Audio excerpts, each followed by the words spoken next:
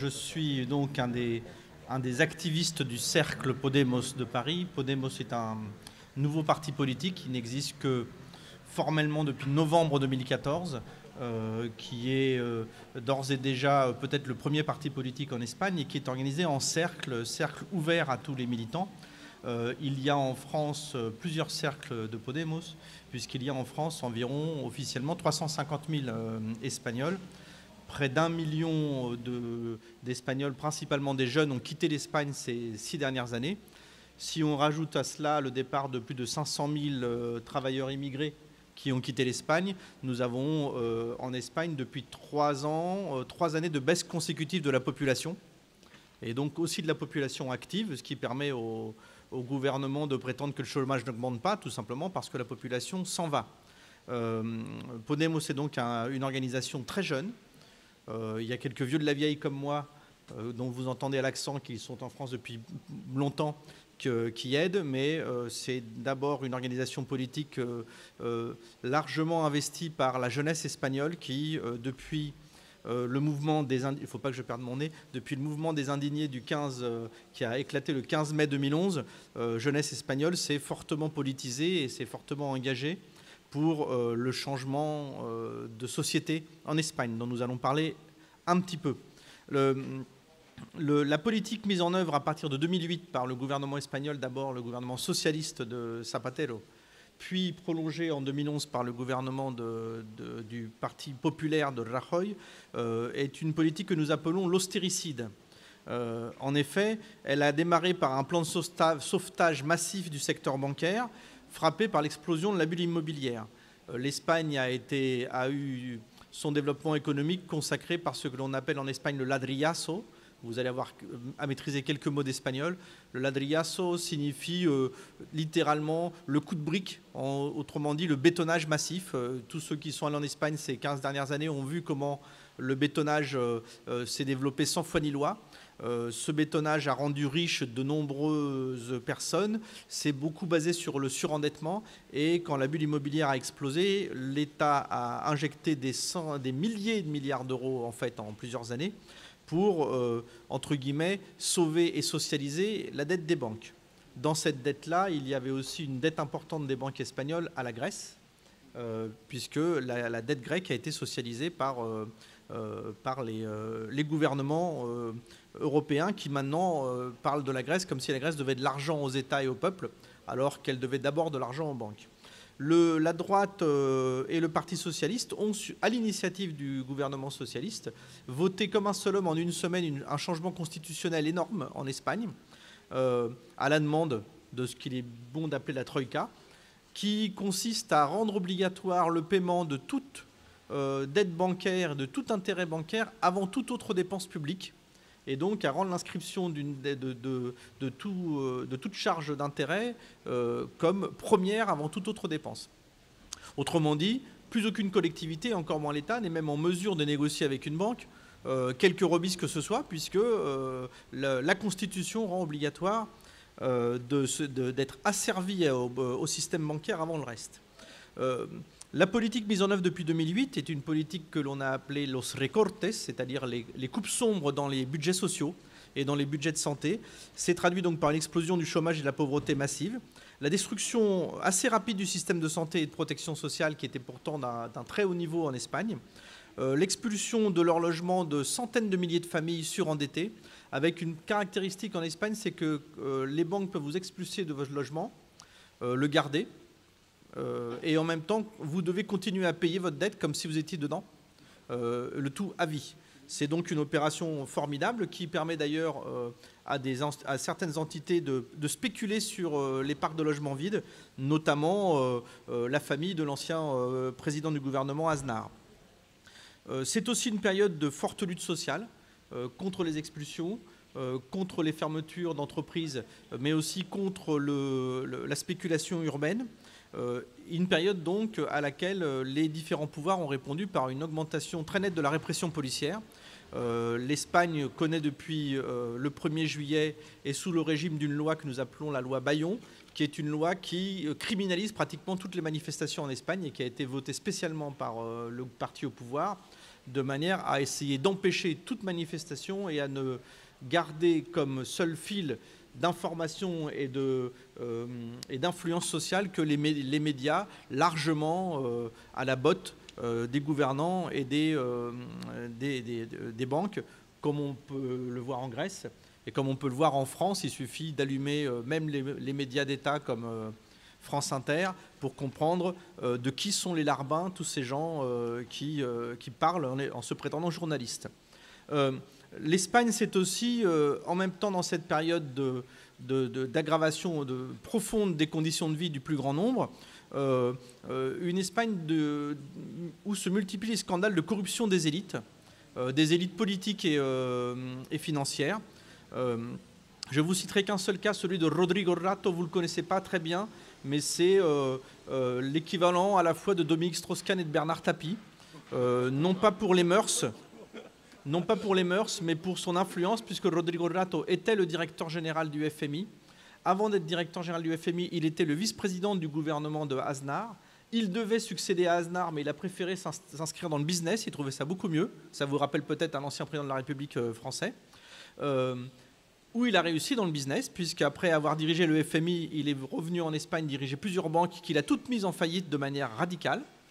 Non sans avoir pêché beaucoup d'argent au passage et non sans avoir arrosé les responsables politiques, notamment pour la Caisse d'épargne de Madrid, tous les dirigeants politiques, y compris les dirigeants de gauche et y compris les dirigeants syndicaux, pour vous donner une sorte d'ordre d'idée pour que vous compreniez bien quelle est la situation de la classe politique espagnole. Nous sommes dans les Bouches-du-Rhône. Vous avez eu ici pendant très longtemps un conseil général qui, paraît-il, était de gauche, dirigé par un président apparemment de gauche, auquel tout le monde votait, en tout cas dans les élus. Voilà, l'Espagne, c'est ça dans tout le pays. Donc l'explosion des scandales de corruption et des mises en examen, mais également des expulsions de juges qui ont le malheur de toucher à des gens comme Rato, qui a été brièvement arrêté récemment, ce qui a beaucoup frappé les Espagnols, après avoir avoué avoir mis plusieurs dizaines de millions d'euros en Suisse.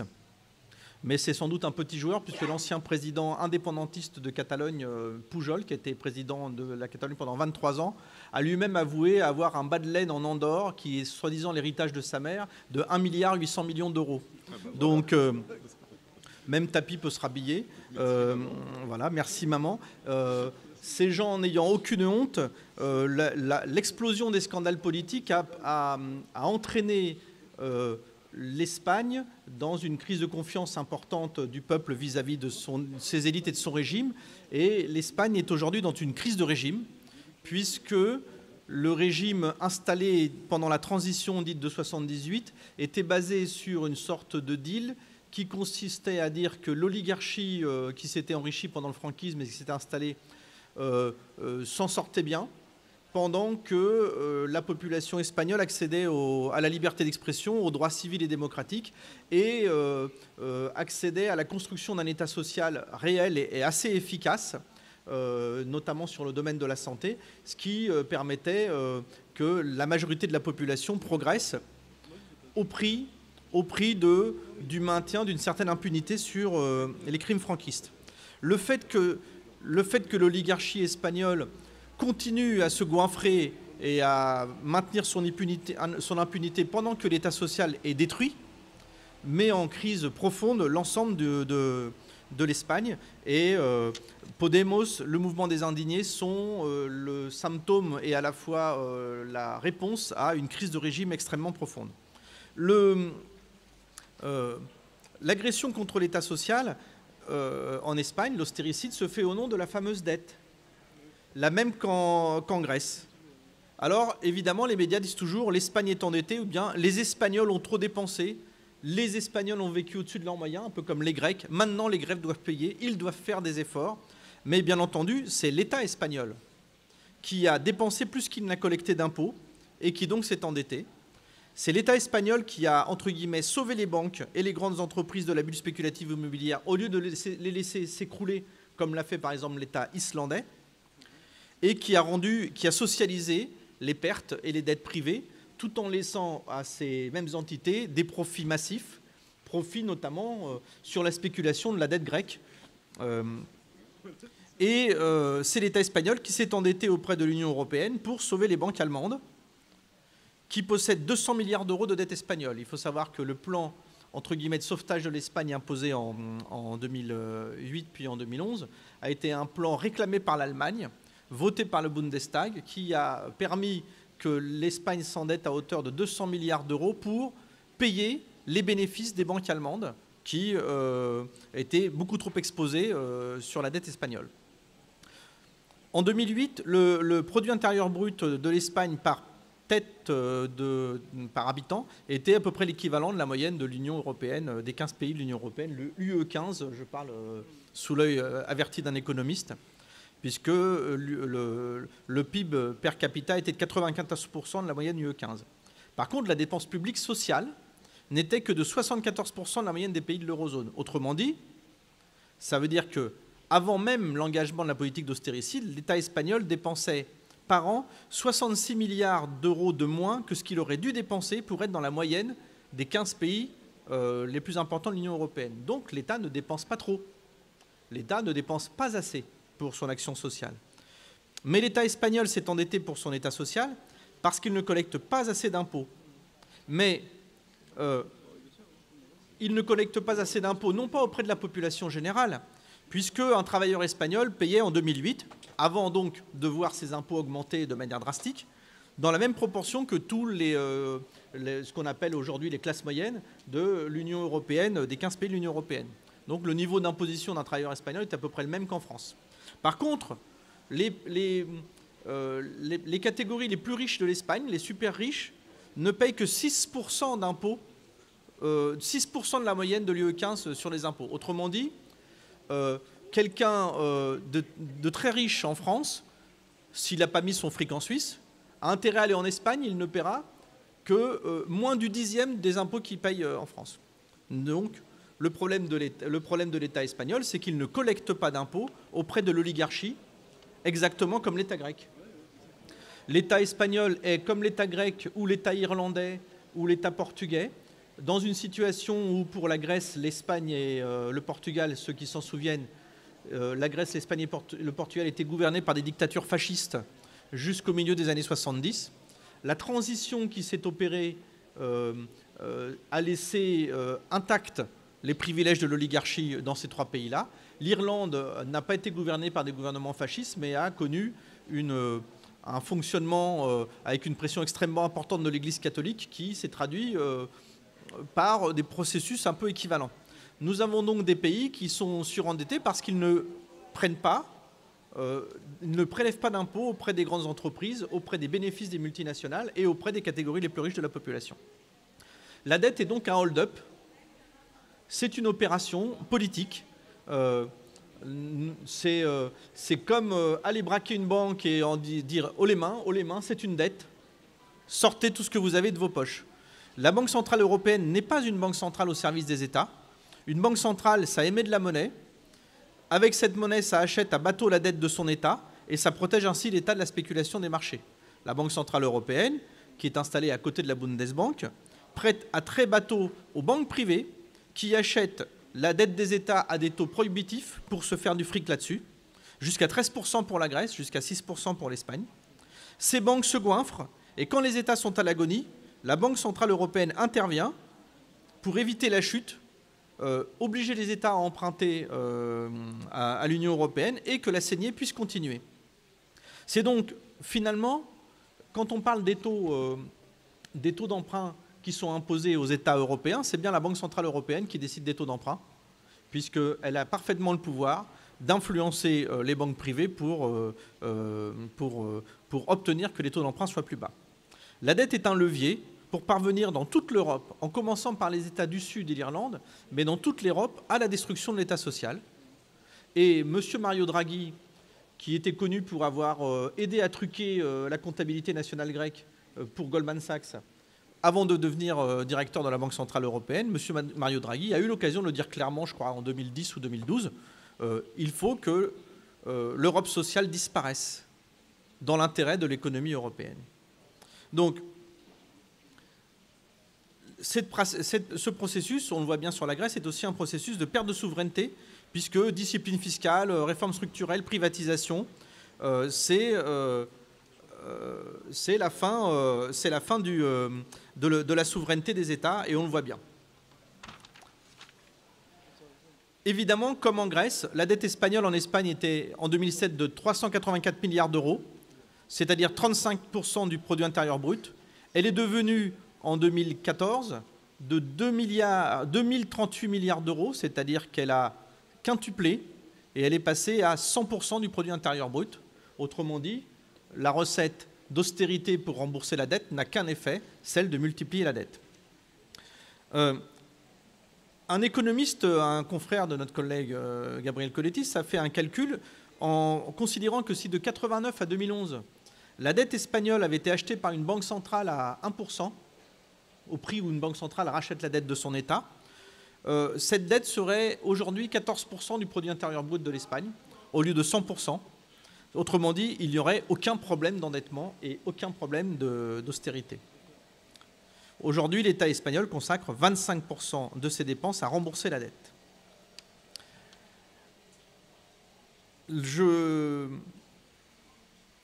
que nous voulons dire à Podemos, c'est que cette opération qui consiste à faire payer par les peuples du Sud les profits mirobolants des banques du Nord de l'Europe, au premier rang desquelles l'Allemagne, est une opération de liquidation des fondements du projet européen.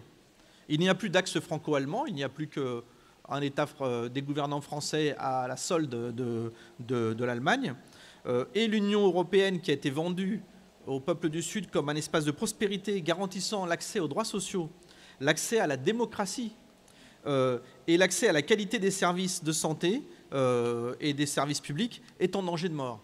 Et c'est bien à cela que l'on assiste. Autrement dit, la révolte grecque est aussi une révolte pour sauver l'Europe, qui aujourd'hui est en danger de mort du fait des politiques de l'Union européenne.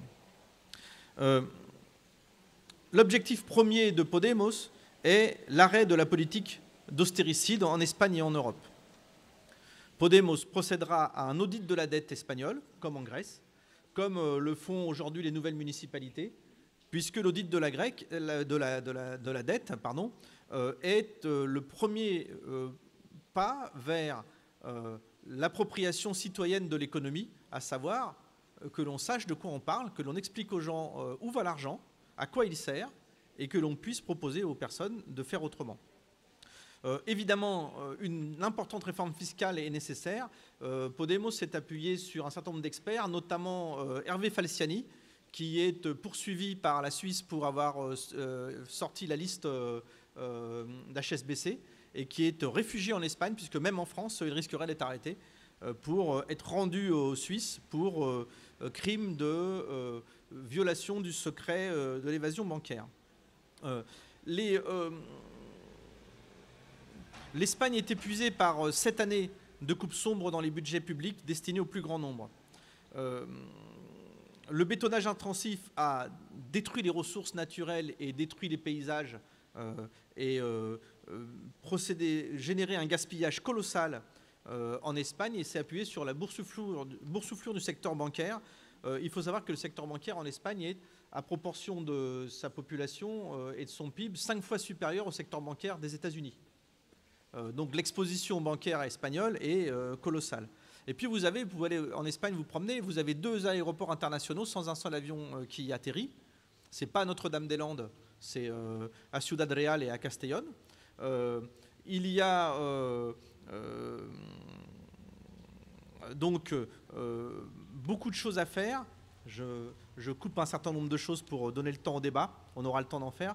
Et le changement a commencé en Espagne. La dernière étape du changement, c'est celle qui a été conquise par les listes de rassemblements populaires qui ont conquis les grandes municipalités espagnoles, les principales. Vous avez tous entendu parler de Barcelone, mais c'est surtout Madrid, Barcelone, Saragosse, Cadiz, La Corogne, Saint-Jacques-de-Compostelle, Valence, Palma de Majorque, Samora. Donc aujourd'hui, la majorité des grandes villes, des principales villes espagnoles sont dirigées par des listes de rassemblements citoyens. Et ces listes de rassemblements citoyens vont travailler à de nouvelles formes de participation et de décision populaire. Alors, dans les nouvelles formes de participation et de décision populaire, qui vont permettre à la fois de soutenir les plans d'urgence sociale et d'arrêt de la destruction des services publics. On va trouver des choses finalement qui existent déjà en Europe, qu'il suffit d'appliquer réellement. Podemos, nous parlons de déprivatisation, puisque la privatisation des services publics est allée très loin. En Espagne, on est allé jusqu'à la privatisation de l'état civil. Alors la voirie, l'eau, ça on connaît, les transports, la santé. Mais on a aussi, les écoles sont massivement privées, et même l'état civil est en privatisation. Donc la déprivatisation, la mise en œuvre de plans d'urgence sociale, notamment pour stopper les expulsions de logements et créer un vrai service public du logement est important. La municipalité de Madrid va mettre en œuvre un certain nombre d'objectifs de participation citoyenne. L'un d'eux est d'arriver à ce que 15% du budget de la ville soit géré en mode participatif dans les quartiers. Et un autre projet est celui de mettre en place un système de référendum décisionnaire sur la base d'une demande de 1% de la population. Ça existe, les référendums décisionnaires dans certains pays, mais il faut 10% de la population, c'est pratiquement impossible. L'idée, c'est qu'à partir de 1% de la population, on puisse enclencher un processus menant à des référendums décisionnaires pour que la population puisse s'emparer de tous les sujets dont elle souhaite s'emparer et puisse diriger vraiment. Le mot d'ordre des indignés en Espagne, c'était, il y avait deux mots d'ordre. No nos representan. No nos representan, ça veut dire l'oligarchie, mais aussi les dirigeants politiques et tous les partis en place, ne nous représentent pas. Les nouvelles municipalités n'ont donc pas l'intention d'être les représentants du peuple. Les nouveaux élus se considèrent comme devant faire un travail pour le peuple, celui de mettre en œuvre leur programme. Les nouveaux élus ne représentent pas le peuple et ne décident pas à sa place, ils sont à son service et toute la nouvelle organisation consistera à laisser le peuple décider. Pas d'élus à vie, 2 mandats maximum, revenus des élus limités. Les maires de Barcelone et de Madrid ont divisé par 5 les indemnités que percevaient les maires précédents. Révocabilité des élus par référendum d'initiative populaire. Alors évidemment, les référendums, c'est connu en Suisse. Tout le monde vante le système suisse, mais surtout personne ne l'applique. Si on avait un système aussi simple que celui de ne pas avoir des déclarations d'utilité publique avec des pseudo-débats qui de toute façon n'engagent personne, on n'aurait pas à manifester contre Notre-Dame-des-Landes ou manifester contre le barrage dans le sud, à se retrouver avec la police qui vient, l'État étant au service de l'oligarchie, qui vient cogner sur les gens pour empêcher toute décision. Il suffit de demander à la population de voter si elle est d'accord ou pas. Donc, retirer le pouvoir des mains des lobbies passera par le développement de formes de démocratie directe qui vont être expérimentées dans les grandes villes espagnoles et qui seront expérimentées par le gouvernement Podemos dès que cet automne, le pouvoir pourra enfin changer en Espagne. Podemos entend inverser les orientations économiques, mettre en place un nouveau modèle de développement, on en a parlé. Moi, je ferai un focus sur un des éléments extrêmement importants en Espagne, c'est celui de la capacité qu'a l'Espagne de développer tout ce qui regarde les énergies renouvelables et principalement le photovoltaïque. Il faut savoir qu'en Espagne, le gouvernement prépare un décret depuis 2013 pour interdire l'autoconsommation de l'énergie électrique que les gens pourraient développer sur leur toit, de manière à garder les privilèges des grands trusts de l'énergie qui ont des conseils d'administration dans lesquels siègent les anciens présidents des gouvernements de droite et socialistes et qui font que l'Espagne a l'électricité et le gaz le plus cher de toute l'Europe, sans aucune raison. Alors que l'Espagne peut parfaitement développer l'énergie photovoltaïque partout en développant un modèle économique basé sur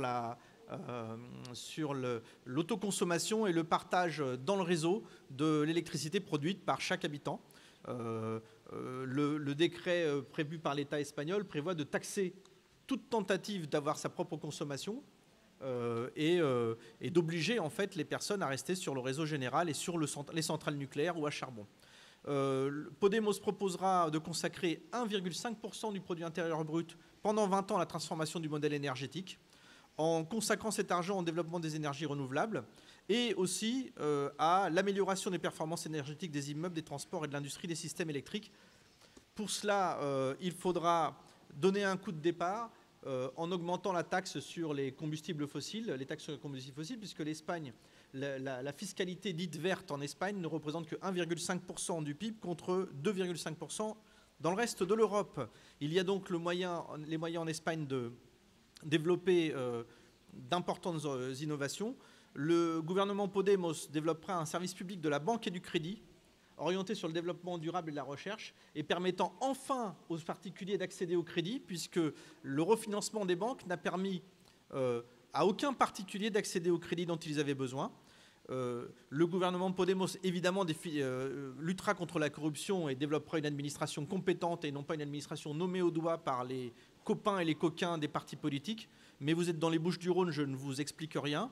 Le gouvernement de Podemos rétablira évidemment le service public de santé massacré ces dernières années, alors qu'il était d'un niveau équivalent, voire supérieur à la France en qualité et notamment en universalité d'accès. Développera l'école publique, extrêmement rare en Espagne, et des modes de garde de petite enfance, un service public universel de garde et d'autonomie des petites enfances.